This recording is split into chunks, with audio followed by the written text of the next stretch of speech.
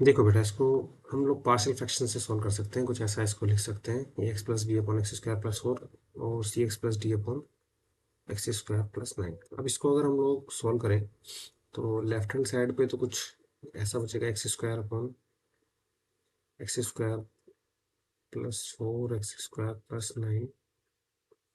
Right side में हो जाएगा a x plus b x square plus 9 c x plus d और x square plus 4, कुछ ऐसे। डिनोमिनेटर में तो सेम ही क्वांटिटी आएगी जो लेफ्ट साइड में है, तो x square plus 4 x square plus 9, कुछ ऐसे आएगा। अब इसमें ये तो कट गया, कैंसिल आउट हो गया। अब इसमें एक्स स्क्वायर लेफ्ट साइड में है, राइट साइड में क्या आ जाएगा देखो, ए एक्स क्यूब 9 एक्स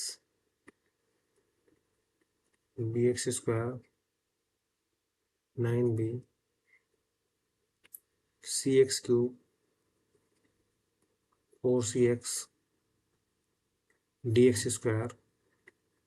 अब इसमें कोफिशिएंट अगर कंपेयर करें, सबसे पहले अगर हम लोग एक्स क्यूब के कोफिशिएंट को कंपेयर करें तो एक्स क्यूब के कोफिशिएंट अगर कंपेयर करते हैं तो लेफ्ट साइड में तो 0 है, राइट में ए है और सी है, तो ये हमारी फर्स्ट इक्वेशन है। अगर हम एक्स स्क्वायर के कोफिशिएंट को कंपेयर करते हैं तो लेफ्ट साइड में तो 1 है और राइट साइड में क्या क्या है देखो, बी प्लस डी, ये सेकंड इक्वेशन।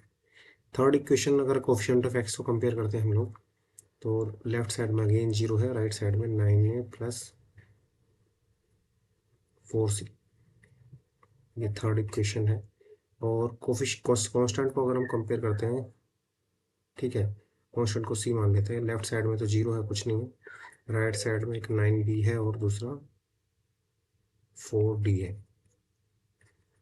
तो अगर हम लोग इसको इन 4 इक्वेशंस को सॉल्व करने की कोशिश करें तो सेकंड और थर्ड को अगर आप ध्यान से देखें तो फर्स्ट और थर्ड को अगर आप देखें तो इसमें a प्लस सी 0 है और 9a प्लस सी 0 है। तो अगर मैं इस इक्वेशन को 9 से या 4 से मल्टीप्लाई कर दूँ और फिर फर्स्ट और थर्ड को सॉल्व करूँ तो ए और सी दोनों 0 हो जाएंगे।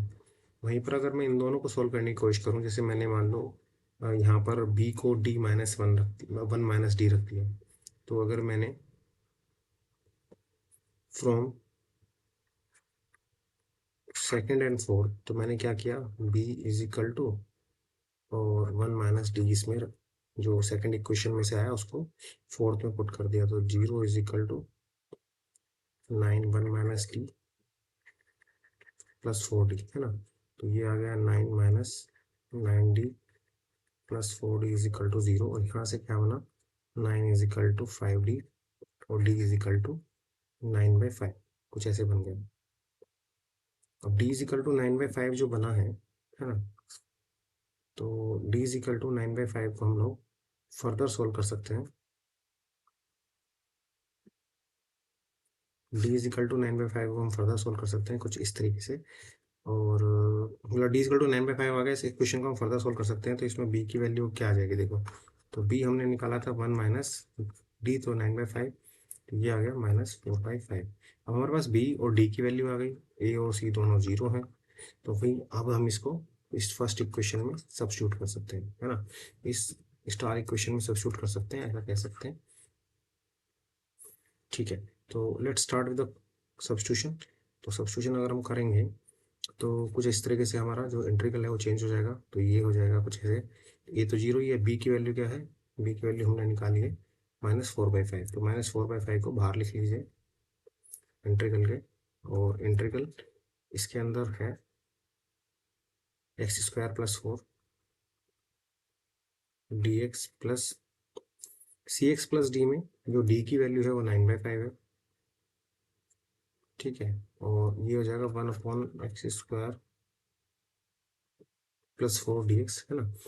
और यहाँ पर x² + 4 आया एक तरफ, ये x² + 9 आ जाएगा, तो हमने cx+d में d की वैल्यू 9/5 रखी, तो d के cx+d के साथ x² + 9, ठीक है। अब इसको फर्दर अगर हम लोग लिखें तो ये 4/5, और यहाँ पर तो सिंपल फॉर्मूला लग जाएगा, ये x² + a², तो 1/a tan इनवर्स x/b, समझ रहे ना बात को आप। तो कुछ ऐसे आ जाएगा देखो,